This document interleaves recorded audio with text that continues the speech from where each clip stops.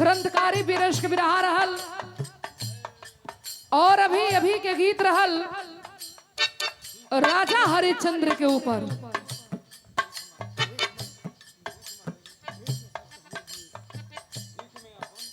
भीख में अपन सब कुछ दान दे दिलन।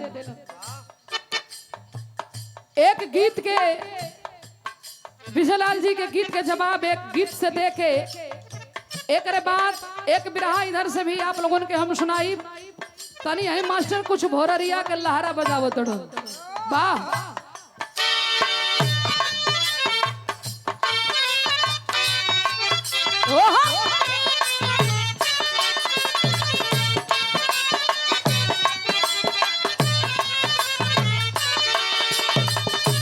प्यार भी गजब के चीज होला। बड़ा एक्टिंग बड़ा एक्शन देखला है आप लोगन विजयलाल जी से। बड़ा बढ़िया मेहरारू कैसे चलेनी मर्द कैसे चलेलन। बड़ा सुंदर सुंदर एक्टिंग देखे के मिलल। हमें भी बहुत अच्छा लगल हो।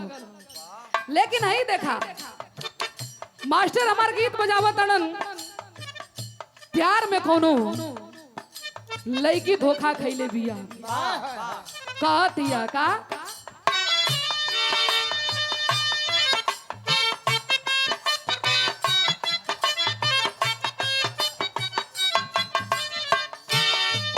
वादा सब सुना ख्याल बहो रोवला से अखिया लाल बहो।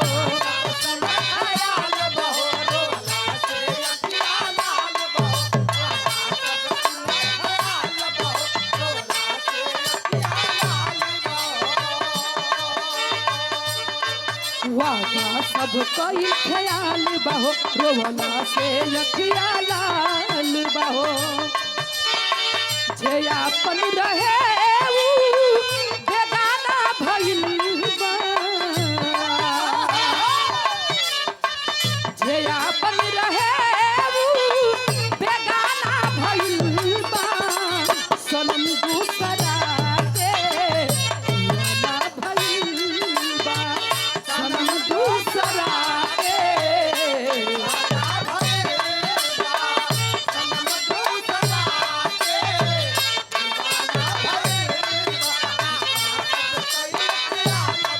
रोवला से अखिया लाल बहो।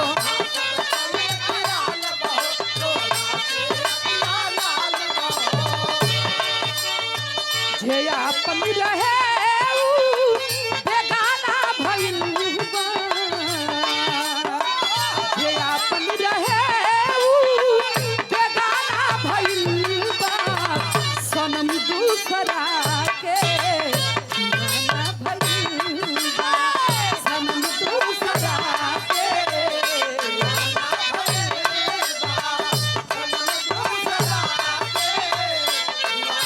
भइल बा।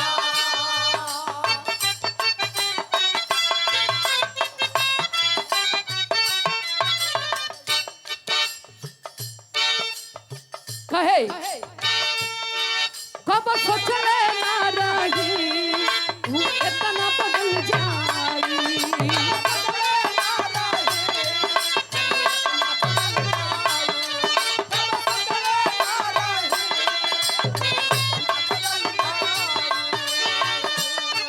धड़कन में रहे वाला दिलवा से निकल जाई।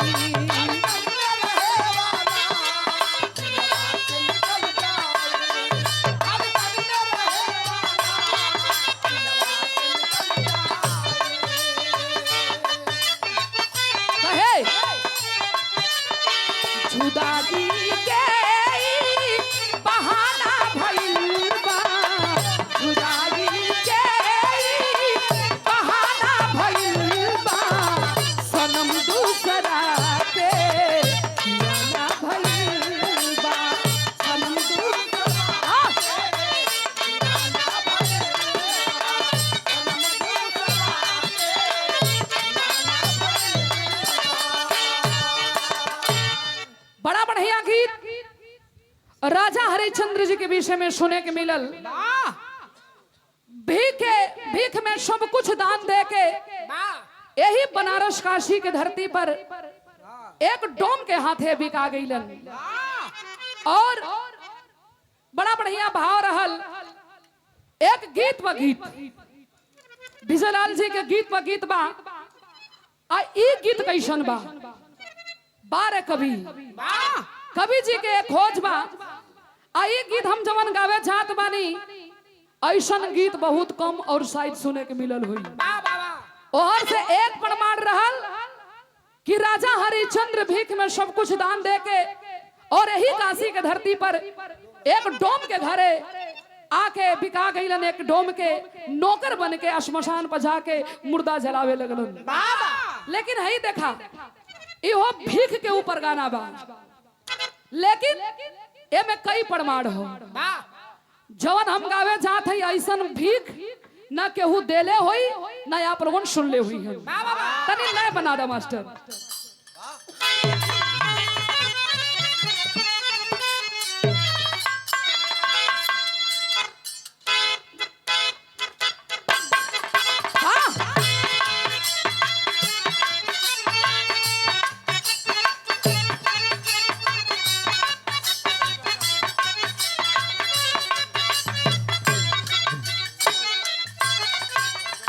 गीत के हमारा गुरु लोगन गावा का गावा मास्टर।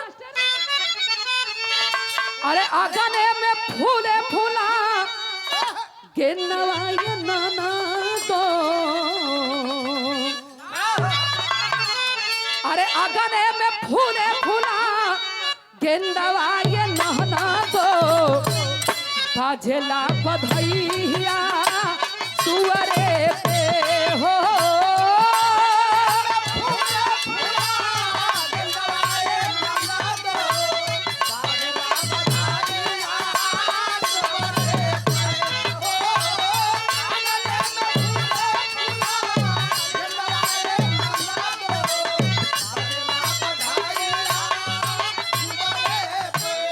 लेकिन बा थोड़ा गौर करी हम और विजयलाल जी थोड़ा ये लाइन पे आपको ध्यान दी हन। इस गीत के ऊपर कितनी सुंदर कवि जी लाइन लिखले बनी, कहा नाम बा कैसे। अरे भिखिया के कीमत बामा हाना मोरे बाबूजी,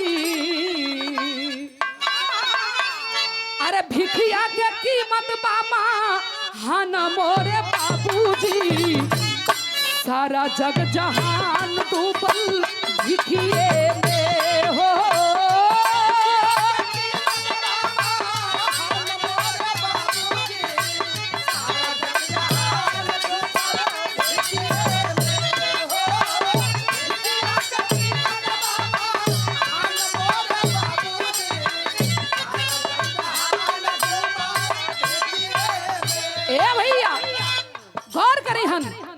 भिखिया के कीमत बा महान मोरे बाबूजी, सारा जग जहान डूबल भिखिए में।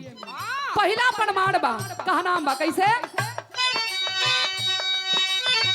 मांगे चलल भीख बिसुड़ू बलि के संभावना,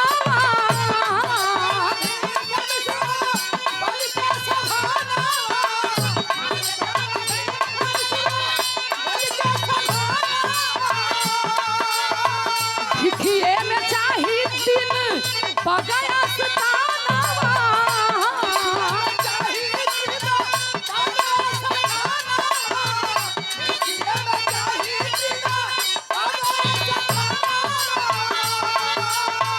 राजा बाली राख लिहले मन मोरे बाबूजी, राजा बाली राख लिहले मन मोरे बाबूजी, सारा जग जहान डूबल भिखिए में हो।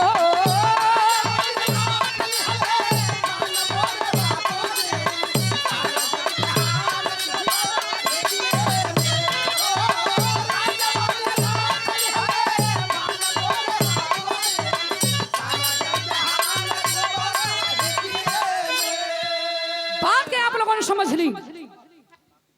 विष्णु भगवान बावन के रूप यानी बवना के रूप बना के राजा बलि के दरबार में गईलन और आके कलन की अय राजा बलि, हमने बड़ा आपका नाम सुना था, और आपसे हमने भिक्षा मांगने के लिए आया हूँ, मुझे भिक्षा चाहिए। राजा बलि कहलन कि बावन हुवन आप जवन मांगला तवन हम दे दे। कलन की बस 3 पग 3.5 पग, हमें 3.5 पग स्थान देता ही है, तो उससे भिक्षा में हम मांगत ही। गौर करेंगे बाबूजी, कलन राजा बलि बस 3.5 पग 3.5 पग आपके स्थान चाहते ही है, भीख मांगत हुआ तो मांगला का चाहिए।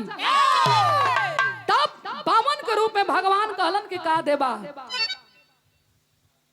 एक पग में आसमान दे देले हुआ, दूसरे पग में धरती नाप देले हुआ, और तीसरे पग में पताल नाप देले हुआ। अब आधा पग हमार बचत हो। राजा बलि गनगन गनगन कांपे लगलन कि कैसन परीक्षा है। कलन की अब तो हमारे पास कुछ बचल नहीं।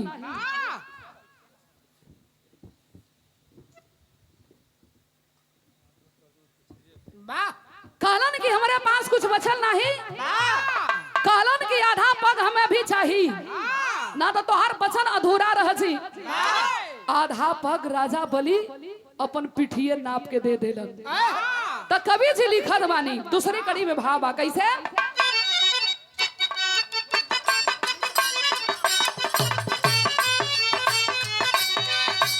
भिखिए में मंगले विश्वामित्र जी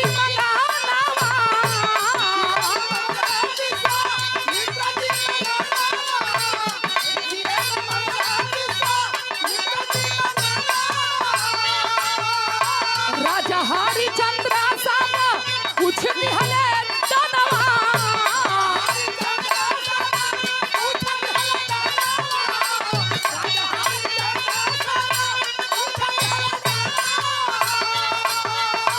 जाए नाही दिहले अबरू अन मोरे बाबूजी, जाए नाही दिहले अबरू अन मोरे बाबूजी। जग जहान डूबल भिखिए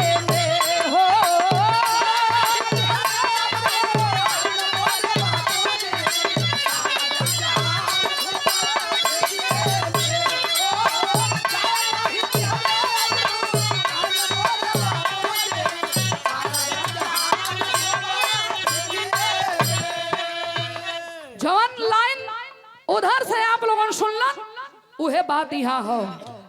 विश्वामित्र जी सपना में सब कुछ दान ले लेलन। राजा हरिचंद्र यहाँ तक कि एक डोम के हाथ है अपने आप के बिगैलन, और यही काशी के धरती पे आके एक डोम के नौकरी कैलन। लेकिन आबरू आन के जाए ना देलन। ये पिछलाल जी के गाना रहल हा। लेकिन यहर देखा भीख में और के का देले हा। हम पहले ही बताऊनी कि भीख में जवन गीत हम गावे जाते भीख के ऊपर, ऐसा गीत बहुत कम और शायद सुने हुए ना आप लोगों ने। परमार हो कहा नाम बा कैसे।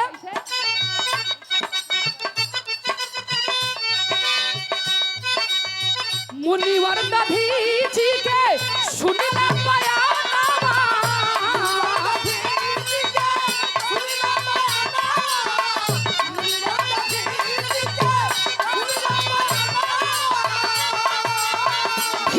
में दान या पर यही दिहना तनमा।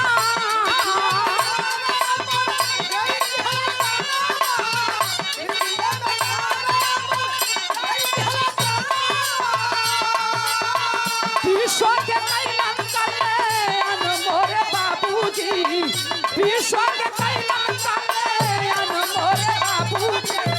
सारा जग जहान डूबल भिखिए में।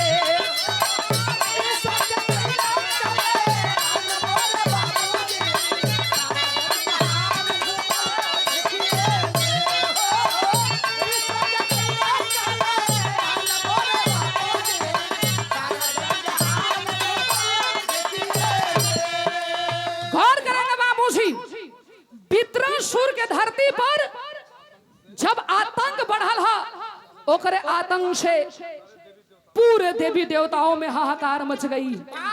आपस में लोग सोचे लगलन कि आखिर ये मराई कैसे। तब सब देवी देवता मिलके दादी जी ऋषि के पास जाते हैं और कहते हैं कि आप ही कोई उपाय बताइए। तो कबीर जी बतावा थी, वही दादी से ऋषि सब कुछ जब लोग मांगे लगल तो अपन तन के ही दान कर देलन, अपने पूरे शरीर के ही भीख में दान दे देलन।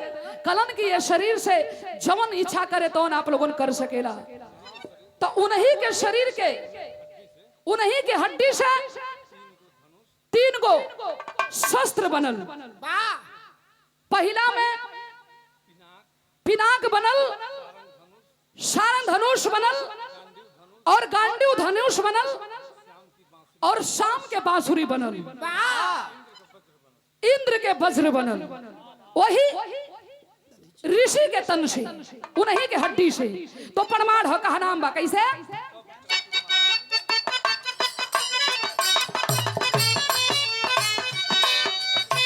ज्ञानी अग्र बन है उन्हीं के समानावा,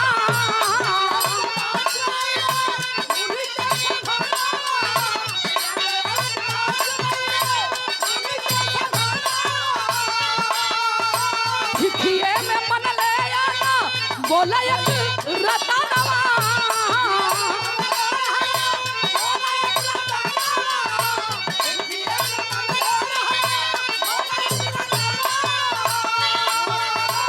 मनवा के कोई दिहला तन मोरे बाबूजी, मनवा के कोई दिहले तन मोरे बाबूजी। सारा जग जहान डूबल भिखिए में हो,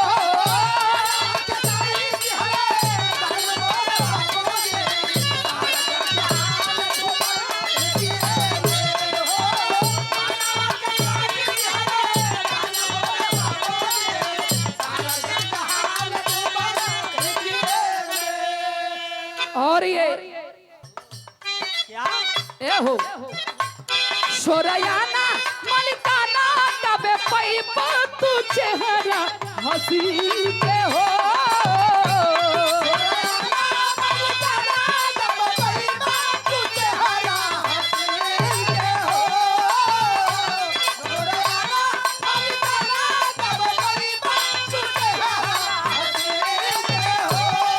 ए हो सोरयाना मलिकाना तबे पई तू चेहरा हसीन के हो।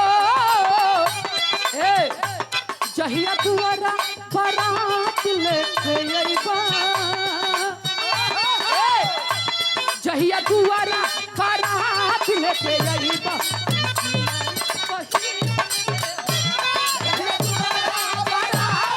ए तू जिया रे बहे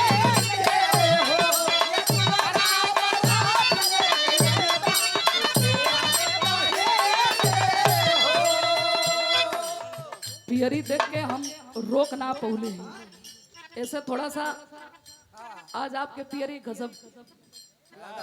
अब विराह में पियरी जौन पहले हुआ पियरी हमरे सदस्य हुआ जवाहिर लाल जी जी वो हर साल देवलन गवैयन के इनके तो पियरी देले हुआ, लेकिन तुके दुपट्टा देले हुआ, दुल्हन बना देले हुआ, इनके पियरी पहना के दूल्हा बना देले हुआ।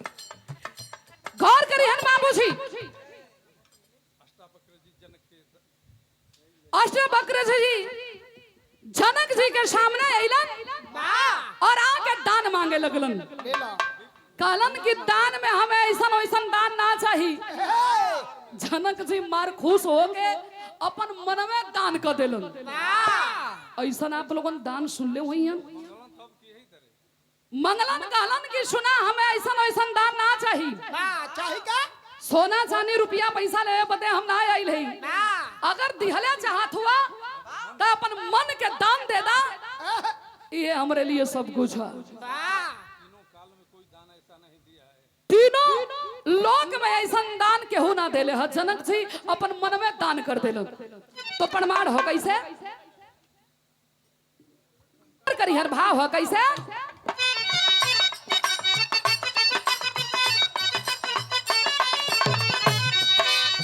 घिरल जब समर में रहले करण बनी वनवा,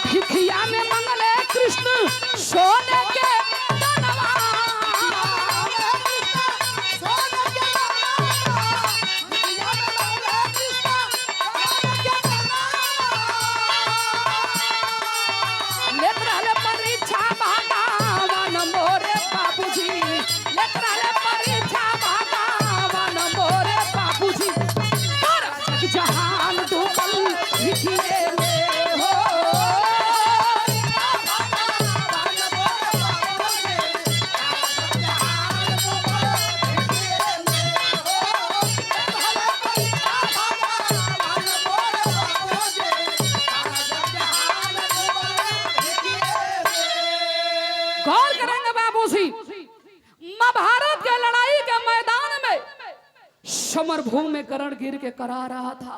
वाह अब तब प्राण भइल हो। उसी समय कृष्ण भगवान अर्जुन के लेके साथ में और जाके करण के परीक्षा लेना शुरू कर देते हैं और कहते हैं कि ऐ करण, वाह हमने बहुत तेरा नाम सुना है, तो बहुत बड़ा दानी है, तुझसे कुछ दान मांगने के लिए हम आए हैं। समर भूमि में गिर के करण करा रहा था और बोला वाह कि भगवान क्या, हे ब्राह्मण देवता, का चाहिए दान जवन चाहिए हमारे राजमहल में चल जाए आपके मिल जी। ब्राह्मण के भेष बना के कृष्ण भगवान रहलन और अर्जुन जी के साथ में ले ले कलन की नाही, वाह तोरे महल से हमें दान ना चाहिए, अगर दान देवे के हाथ यही दे दा और नहीं तो इनकार कर दा। करण रो के बोला कि प्रभु सुनसान जंगल बा, यहाँ कुछ नहीं के और ए समय हमारे पास का बा कि हम आपके दान दे दी। भगवान कलन की तुम्हारे पास सोने के दांत है, दे दे, हम ब्राह्मण देवता है, घर में श्यान बिटिया है, शादी करे के हमारे पास कुछ बा ना। बोला कि ठीक है। सामने पत्थर पड़ा हुआ था, बोला कि ब्राह्मण देवता थोड़ा पत्थर मुझे उठा के दे दीजिए। ब्राह्मण रूपी कृष्ण भगवान बोले कि अरे हमने तुमसे दान क्या मांगा, तू तो अपना नौकर ही बना लिया, नहीं चाहिए तेरा दान। बाण चुभा हुआ है शरीर में, दर्द के मारे करा रहा है। केहूनी के बगल करण जाके और पत्थर उठा के दांत तोड़ के खून से लथपथ जब ब्राह्मण के रूप में भगवान के करण जब सोने के दांत तोड़ के दान देवे लगल तो भगवान इनकार कर दिए कि नहीं, ये दान झूठी दान हम नहीं लेंगे। तो बोला करण कि हे ब्राह्मण देवता, यहाँ हम कहाँ से पानी पाई कि ये दांत के हम साफ सुथरा करके आपके दे दी। भगवान कहलन की तब रहने दो, तेरा दान मुझे नहीं चाहिए। बोला नहीं, रुक जाइए। पकड़ के दांत से ध्वंसवान चला के और धरती में मारता है बाबूजी करण, और धरती से पानी के फवारा निकलने लगी और दांत के धोल के भगवान के जब देने लगा तो भगवान असली रूप में यहाँ के प्रकट हो गिलन। कलन की अरे करण, सचमुच में तोहरे जैसन दानी ए धरती पर दुनिया में केहू ना बा। मांग ले, तोरे भक्ति पर हम बड़ी खुश है, मांग ले करण। और रोने लगा, बोला कि प्रभु अब हम कहा तो से मांगी तू का हमके देबा। दिहले चाहत हुआ है दुनिया के मालिक, तो हम एगो कुंवार माई के गोद से पैदा रहनी, मर गिला के बाद में हमरे लाश के ले जाके कहीं कोर जमीन पर जला दी है। लेकिन हे भगवान, कोर जमीन ऊ जलल हो, ऊ जगह हो ना, वो जगह पर कोई मरल हो ना जियल हो ना कोनो तरह के हादसा हो, एकदम साफ सुथरी जगह होके के चाहिए। इतना कह के करण तो अपना दम तोड़ दिया। करण के लाश लेके भगवान चारों तरफ भड़मड़ करत हुवन, कहीं कोर जमीन ना मिलल। घूमते घूमते ताप्ती नदी के किनार पे आइल हुवन और वहां मात्र सुई के नोक भर कोर जमीन मिलल। वही जमीनिया में सुई धसा के और यही हाथ पर चीता सजा के करण के लाश जलौलन। तो कहा नाम बा ई भीख हो, कहा नाम बा कैसे?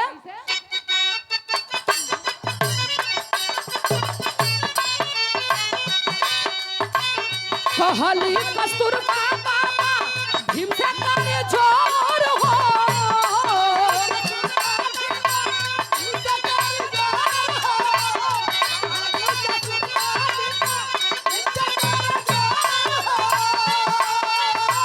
खिखिए में दे दी साहब सेनुरा के मोर हो।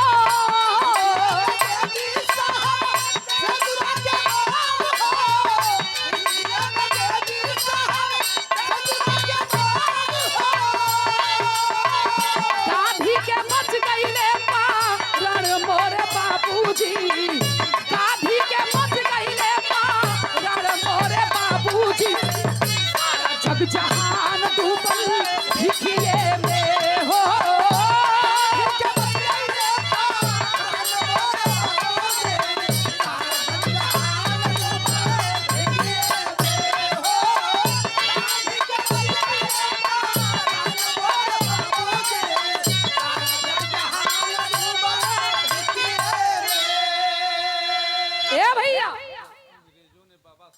जब अंग्रेजों ने बाबा साहब को अलग निर्वाचन के लिए बाबा साहब अंग्रेजों से मांग किए कि हमारा अलग निर्वाचन होना चाहिए, तो अंग्रेज भी तैयार हो गए कि ठीक है। और ये बात के जब गांधी जी सुनते हैं तो अनशन पर बैठ जाते हैं, अरवदा जेल में अनशन पर बैठ गए गांधी जी। सोच जाती है कस्तूरबा कि अगर बाबा साहब अपना बात वापस नहीं लेंगे तो हमारे पति मर जाएंगे, हम तो विधवा हो जाएंगे, दुनिया में हमारे केहू ना बची। जाके बाबा साहब के सामने भीख मांगती है, खोल देती है आंचल को और कहती है कि साहब आपसे यही मैं भिक्षा मांगने आई हूँ, यही आंचल फैला के आपसे मैं अपने पति का जान मांग रही हूँ, भिक्षा मुझे दे दीजिए।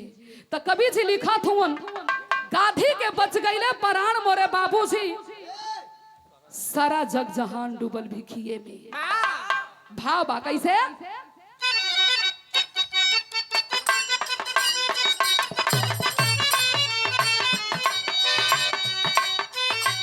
पत्तू छय प्रकाशी पुल्लू सुखनंदन के मोल हो,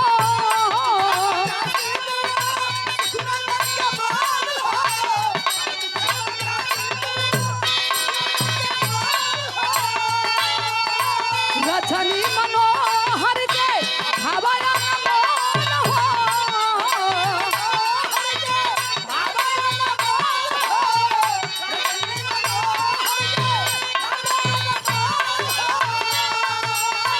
जो धन के गीतिया में जन्म मोरे बाबूजी, अरे जो धन के गीतिया में जन्म मोरे बाबूजी, सारा जग जहान डूबल